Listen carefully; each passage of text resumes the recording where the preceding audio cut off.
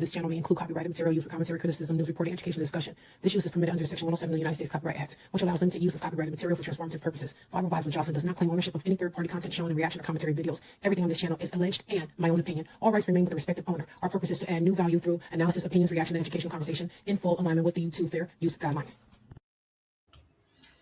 Good evening, you guys. Good evening, family. And welcome to VIRL Vibes with Jocelyn. How's everybody doing tonight? I hope everybody's great and enjoyed their new year and everybody was safe. But if you're just joining us, take a moment, you guys, to like, share, and invite someone into this room because tonight's conversation is not light, but it's necessary. And we're going to get into it tonight. We're discussing two very heavy cases that involve real people, real pain, and real consequences. These are not stories for entertainment. These are stories that demand truth, discernment, and compassion, you guys. Also, I don't really get to watch these, but anyway, before we go any further, I want to be clear. Your discretion is advised. Some of the details discussed tonight may be disturbing and emotionally triggering. And if you have a problem with that, it's okay. You can exit the room and come back next time, right? So let's get into these cases today. What we got? We have one case. It's out of Oregon. Let's see. Let me do a disclaimer real quick. Let me see. We will not be naming individuals in this case because they are minors. Let's just start there. We'll be discussing age, roles, timeline, and documented events only. So tonight we're talking about a case out of Portland, Oregon, involving missing foster children. A welfare check and a series of events that, once you really look at it, raises serious questions, you guys, about how long danger can hide in plain sight. So this case is really, really heavy. Like I said, we're not going to say no names. There are minors involved. This is facts. This is not speculation. So we're going to get into it and start this case right now. All right, let me put it over here, you guys, so you guys can see it right along with me. Now let's go. To what you're about to see. This is police body cam footage from March 2019, and what appears in this frame is something investigators still can't fully explain. Look closely at the young boy on the right. That's 13-year-old Marcus Chen, the witness who called 911.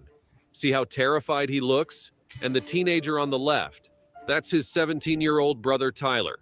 They're both standing just feet away from what they thought was a Halloween decoration. The grotesque figure between them isn't a prop. It's evidence. And the homeowner who created it, 50-year-old Harold Garrett, is standing just outside the frame, calmly explaining his art project to officers. In exactly 8 minutes from this moment, police will obtain an emergency search warrant that will crack open one of the most disturbing serial... Let me ask you guys, have you guys heard of this case? This is actually the first time I've heard of it. I didn't watch the video, but when I saw the intro, the thumbnail, I was like, oh no, I'm going to research this. But I didn't actually watch the video. I've never heard of this case before. And like I said, this case was in, I think it's in 2002. Very, very young children, foster children. They got fostered by this family together, a boy and a girl. Now, this is funny. This is where the education comes in, because their neighbors saw things that didn't seem right. So sometimes we're better safe than sorry. Send them in anyway. Just go. I remember my daughters told me that they were driving. It was late at night. They were driving somewhere and they were behind a white van. And they could have swore they saw someone's hand come out some part of the door. I don't know, but they kept following the people. And the longer they followed, the more interaction they were seeing from the person in the background. But the van kept trying to bob and weave, and the van took off and they lost them. They should have been on the phone calling the cops because they could have saved a life if that was the case. So we have to be less nervous of being wrong and just want to be right. You know what I mean? So let's keep going, you guys. I'm excited to see where this case takes us. I love this stuff. Real murder cases in Oregon history. This is the story of how two brothers, a borrowed lawnmower, and critical body cam footage brought down a killer who'd been hiding in plain sight for over 6 years. You know Yes. that feeling when you realize your neighbor isn't who you thought they were? For the residents of Pinewood Estates in suburban Portland, Oregon, that realization came way too late. March 17th, 2019, started like any other Sunday in this quiet neighborhood.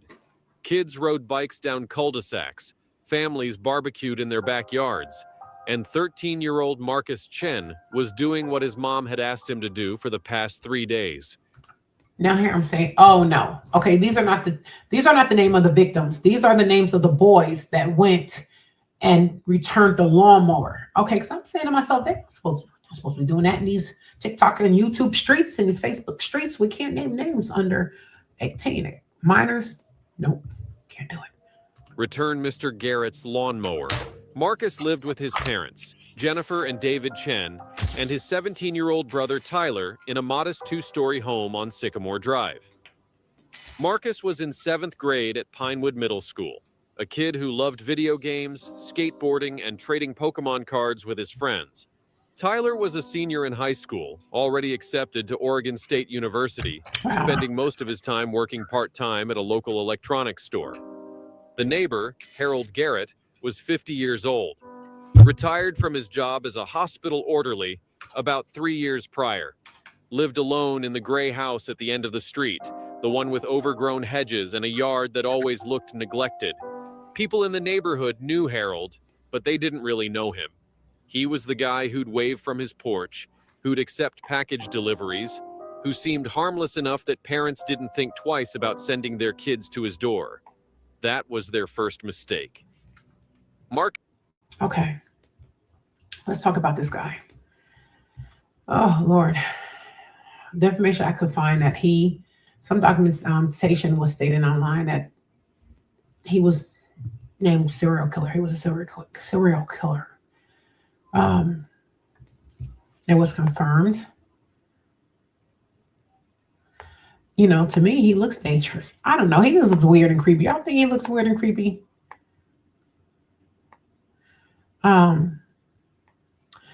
He was taking a lot of foster children. Why can't I talk today? Yes, he was taking a lot of foster children today. I don't know why they were allowing them to continue to foster these children, because there were a lot missing. And he was calling them runaways and things of that nature. But they weren't running away. They weren't running away, you guys. Marcus had been putting off returning the lawnmower all weekend. His dad had borrowed it 2 weeks earlier, and Marcus's punishment for forgetting his chores was finally taking it back. But Marcus didn't want to go alone. Harold's house always creeped him out a little, so he asked Tyler to come with him. Smart. Dude, I'm literally about to leave for work, Smart. Tyler said. Come on, it'll take like 5 minutes, please. Tyler sighed. Little brothers. But something in Marcus's voice made him agree. Fine, but we're making this quick. Their mom's doorbell camera captured both boys leaving the house at 3:47 p.m., Marcus pushing the lawnmower while Tyler walked beside him. Just two brothers on a routine errand. Except nothing about what happened next was normal. Harold Garrett answered the door with that same friendly smile neighbors had seen 100 times before. He thanked the boys for returning the mower, commented on how much Marcus had grown, and asked Tyler about college plans. Did you just hear what he said? They only had the lawnmower 2 weeks. I don't know how much somebody can grow in 2 weeks, but anyway, I digressed. Sorry. Plans. Oregon State. Nice choice. Computer science? Yeah, Tyler replied politely, already shifting toward the driveway. But then Harold said something that would change everything. Hey, before you guys go, want to see something really cool? I've got this art project in my garage. It's for a haunted house thing. Pretty intense stuff. Not many people have seen it yet. Marcus and Tyler exchanged glances. Marcus was curious. He loved Halloween and horror movies. Tyler was skeptical, but he didn't want to be rude. Harold was their neighbor. What harm could there be? Sure, I guess. Tyler said, "but we can't stay long." Harold's smile widened. "Oh, this'll just take a minute." He led them to the garage. The door opened and both boys stepped inside. What they saw would haunt them for the rest of their lives. Standing in the center of Harold's garage was what looked like something ripped from a nightmare. A life-sized figure, grotesquely detailed, with exposed muscle tissue glistening under fluorescent lights, visible bones protruding at unnatural angles, and anatomical features so horrifyingly realistic. Okay, you guys. This guy was extremely narcissistic. He gonna invite the kids into the crime scene. That's so insane.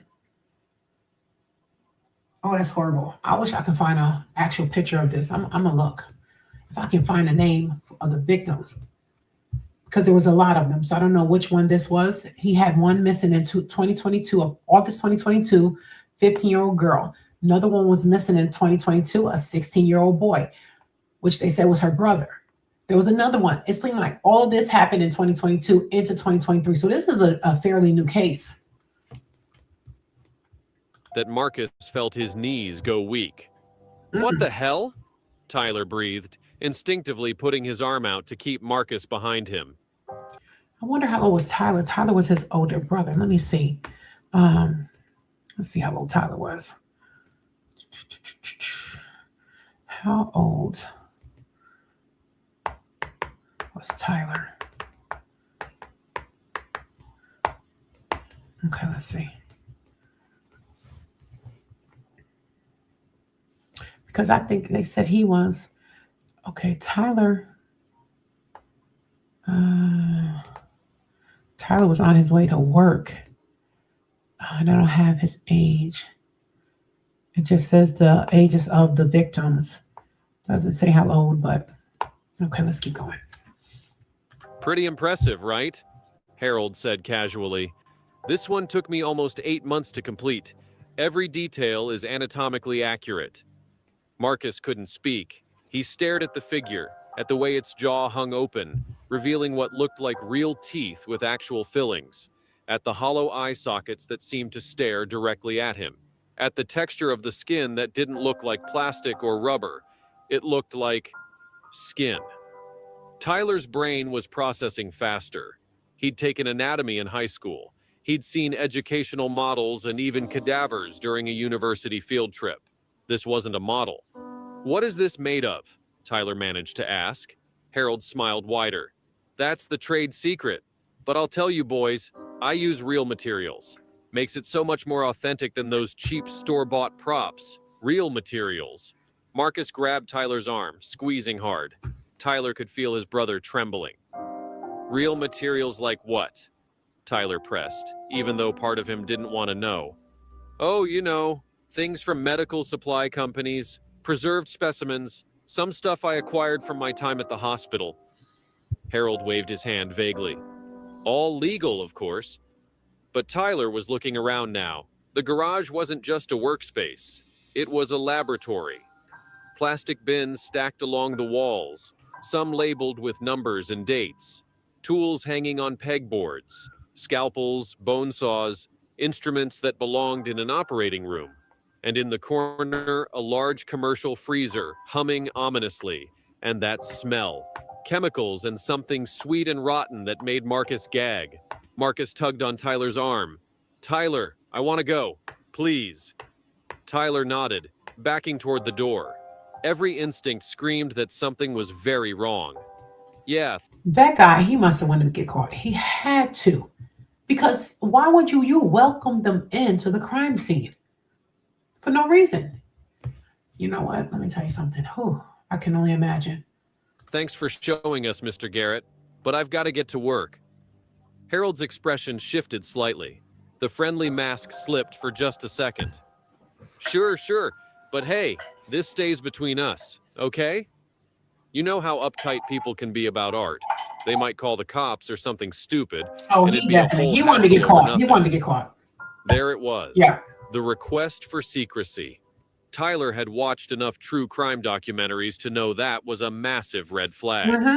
"Yeah, no problem," Tyler lied, Right. grabbing Marcus's shoulder and steering him toward the exit. They ran home.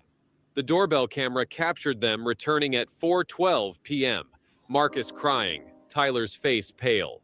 They burst through the front door and their mother Jennifer knew immediately something was wrong. "Mom!" Marcus choked out. "Mr. Garrett has something in his garage." It looked like a dead body. It looked real. Jennifer felt ice flood her veins. She knelt down, taking Marcus's hands. "Tell me exactly what you saw." Tyler explained everything. The figure, the tools, the smell, Harold's comment about using real materials from the hospital, his insistence they keep it secret. As Tyler talked, Jennifer's horror grew. She didn't hesitate. She called 911. Good. "My sons just came back from our neighbor's house and they saw something. I think there might be human remains in his garage. Please send someone." Officers Rachel Torres and James Mitchell were dispatched at 4:26 p.m. They arrived at 4:51 p.m., activating their body cams as they exited their patrol vehicle. They met with the Chen family in their living room. Marcus was still shaking, sitting between his parents. Tyler stood nearby, arms crossed, his jaw tight with anger. Officer Torres knelt to Marcus's eye level. "Hi, Marcus. I'm Officer Torres. The two missing kids, it says that they actually got lost in the foster system. Yep, they got lost. They could not find paperwork, documentation of their existence. Wow. So that's how he was able to do this. And no one mentioned anything. Sad. I know what you saw was scary, but I need you to tell me exactly what happened, okay?" Marcus nodded and walked them through everything. Tyler added details Marcus forgot. The smell, the bins with labels, Harold's specific comment about real materials from the hospital. Officer Torres had been a cop for 12 years. Something about these boys' testimony, the specificity, the genuine terror in Marcus's eyes, told her this wasn't imagination. "You boys did exactly the right thing," she said. "We're going to go talk to your neighbor." Officer Torres and Officer Mitchell walked to Harold's house, their body cams recording every step. They knocked at 4:58 p.m. Harold answered quickly, that same friendly smile in place. "Evening, officers. Something wrong?" "Mr. Maybe he Garrett, wanted to we stop. received a report about some items in your garage. Mind if we take a look?" Harold had been preparing for this moment. He knew exactly what to say. I bet. "Oh, the Chen boys. Yeah, I probably shouldn't have shown them my horror props. I forget how realistic they can look to kids. Is Marcus okay?" "We'd still like to see what we're talking about." "Of course. I've got nothing to hide." Harold led them to his garage, and Officer Torres's body cam captured every moment as their door opened. The figure stood there in the center. You know, sometimes I think that predators, they want to stop, but they just don't know how to. So I think it's because I've seen many cases where the predator gets itself caught. Like they will hang around the crime scene. They'll try to do the most. It's like I think he had enough. You see, he's an older gentleman. This is so sad. Illuminated by harsh fluorescent lighting, even trained professionals felt their stomachs turn. The detail was extraordinary, horrifying. The muscle tissue had striations that looked genuine. The bones showed realistic density. The preserved organs visible through the exposed torso had anatomically correct positioning. "Jesus," Officer Mitchell muttered. "It's for a haunted house attraction," Harold explained smoothly. "I freelance for horror events. I know it looks intense. That's the point. But it's all synthetic. High-end special effects materials." Officer Torres moved closer, her body cam capturing every angle. Harold's explanation was plausible. She'd seen horror movie effects this realistic. But something felt off. That smell, the clinical tools, and Harold's demeanor. Too calm, too rehearsed. "Do you have documentation for this work?" For just a fraction of a second, captured on body cam, Harold's smile flickered. Sure, inside the house. Officer Mitchell stayed in the garage while Torres followed Harold inside. Harold's vehicle GPS data. The data showed regular trips to the same remote location in Mount Hood National Forest, 42 miles away. Always the same spot, always staying 2 to 3 hours. That's a dump site, Officer Torres said. He's disposing of bodies there. By 1:45 a.m. on March 18th, Detective Ramirez presented her case to Judge Margaret Chen. She laid out every piece of evidence. At 2:17 a.m., Judge Chen signed the search warrant. Detective, if this is what you think it is, you're dealing with someone extremely dangerous. At 3 a.m., a tactical team surrounded Harold's house. Detective Ramirez approached, her body cam activated. Harold Garrett, Portland Police, we have a warrant. Harold answered in pajamas. That same calm expression. But this time, there was resignation in his eyes. I want my lawyer, Harold said. His only words, because he knew exactly why they were there. Act 3. The breakthrough, 3330 to 4830. When forensic teams entered Harold Garrett's property that morning, their body cams documented something that would haunt investigators for years. The garage was processed first. Dr. Wong arrived at 6 a.m. and began her analysis while officers recorded from different angles. Subject appears to be constructed from actual human tissue and bone that has been embalmed using professional techniques, she spoke into the camera. Multiple individuals represented here. Someone with extensive anatomical knowledge assembled this. Harold had taken remains from multiple victims and stitched them together into what he considered artwork. When investigators descended into Harold's basement, they found his real workshop. Detective Ramirez's body cam captured that first moment. The scene was overwhelming. One wall was lined with plastic storage containers stacked floor to ceiling, each labeled with dates and numbers. Not names, numbers. Subject 1 through Subject 17. Tables with embalming equipment sat in the center. Preservation. They said 1 to 17. Whoa. And nobody, except for the neighbor that said he seemed a little creepy. I don't know. 17 children. Jesus. Tanks lined another wall, some still bubbling. Oh my God, someone whispered. There's so many. Every container they opened revealed more horrors. Human organs preserved in formaldehyde. Skeletal remains sorted by type. The medical freezer contained tissue samples organized with clinical precision. Against one wall was a filing cabinet with Harold's notes, detailed records of each victim. Physical descriptions, dates, methods used, observations about preservation. He'd documented everything like a scientist. Detective Sullivan opened one file, his body cam capturing the contents. Subject 7, acquired June 15, 2015. Male, approximately 43 years old. Evidence of military tattoos. Homeless, located near Burnside Bridge. The forensic team spent 3 days processing the basement. The preliminary count showed remains from at least 12 different individuals, some recent, others several years old. While Harold's house was being processed, a second team traveled to the GPS coordinates.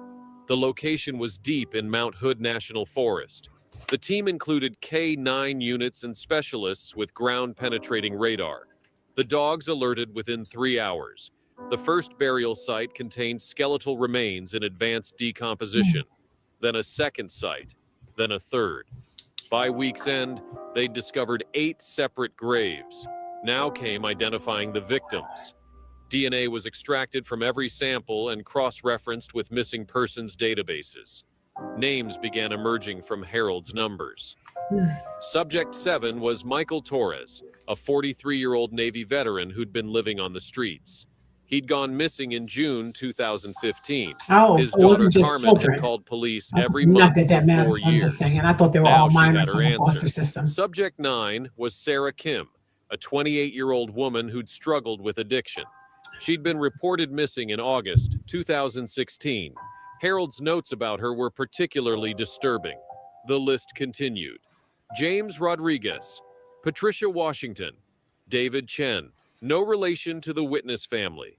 Every victim had people who loved them, who'd filed reports, who'd never stopped looking. Detective Sullivan pieced together Harold's methodology. He targeted vulnerable populations, people experiencing homelessness, struggling with addiction, dealing with mental health crises. He'd gain trust, offer payment for research, then drug and kill them. Harold's notes revealed his twisted mindset. He saw himself as an artist giving meaning to lives society had discarded. Narcissistic, delusional Oh, that's what I reasoning. said. I said that right off the back. I said, this is the most narcissistic man I've ever. The fact that he does not see his wrong, he allowed people to come in and witness this. So most narcissists don't see themselves as they are. They see themselves through rose petal glasses, so, and you can't even get them to see themselves because they believe that they're perfect. So nothing you say is going to ever change this guy's mind until he says, I want to change and admit maybe I am a little narcissistic, so I need to go figure this out. But other than that, there's no need to even talk to this guy. That let him kill without remorse for 6 years. But the body cam footage from the initial response sealed Harold's fate. Investigators reviewing Officer Mitchell's footage discovered something crucial. Behind the main figure was a smaller container with fresh tissue samples matching Jennifer. Rodriguez, reported missing just 3 weeks before Marcus and Tyler walked into that garage. That footage proved Harold was actively killing right up until he was caught. And if those two boys hadn't trusted their instincts, Harold would have continued indefinitely. Yeah. The body cam also captured Harold's hand repeatedly moving to his pocket. When they executed the search warrant, they found a key to a storage unit. Inside were 3 more bodies in various stages of preparation. 3 victims. Harold was busy. What in the hell?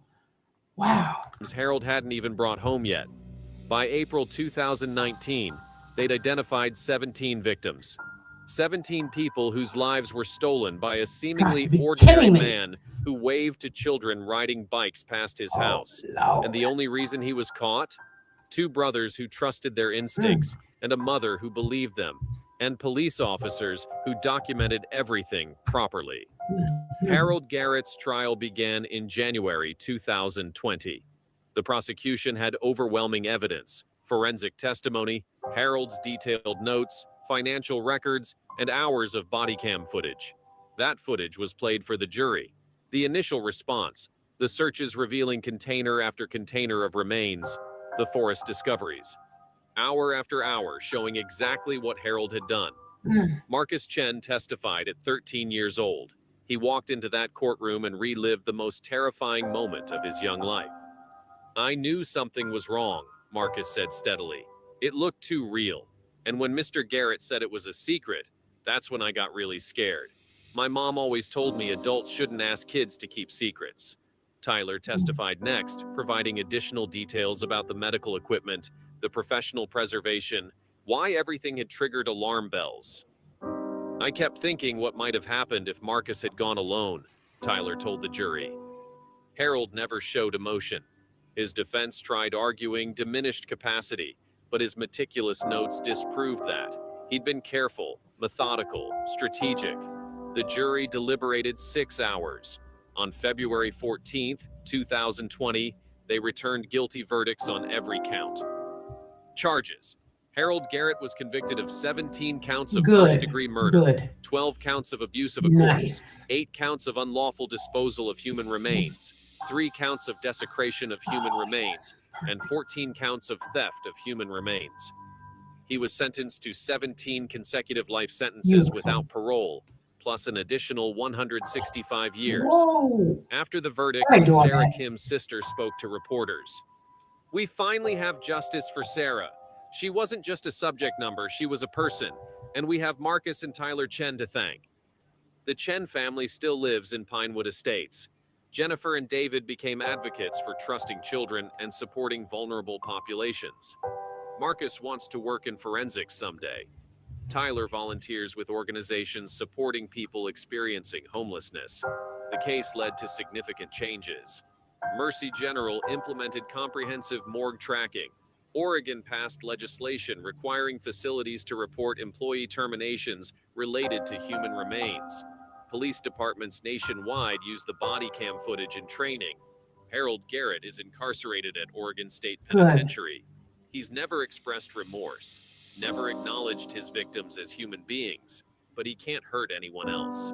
To Michael Torres, Sarah Kim, James Rodriguez, Patricia Washington, David Chen, Jennifer Rodriguez, and the 11 other victims, your lives had value. Your losses left permanent holes in this world. And because 2 young brothers had courage to speak up, your killer was caught. You will not be forgotten. Wow, that's a lot. That was a lot, boy. Yeah, thank God those kids did not just go home and talk about it under the covers with each other. So we need more adults like that, that's going to step in and try to help where they can. So anyway, so that was just one for today. I might just go get myself something to eat and come back and do another one. The next case is Nia Wilson. She was fatally stabbed on MacArthur BART platform in Oakland in 2018. So I think I want to review that one. So, all right, YouTube and Facebook. You guys, I'll be back, but enjoy your night. If I don't see you later, see you tomorrow. Bye-bye.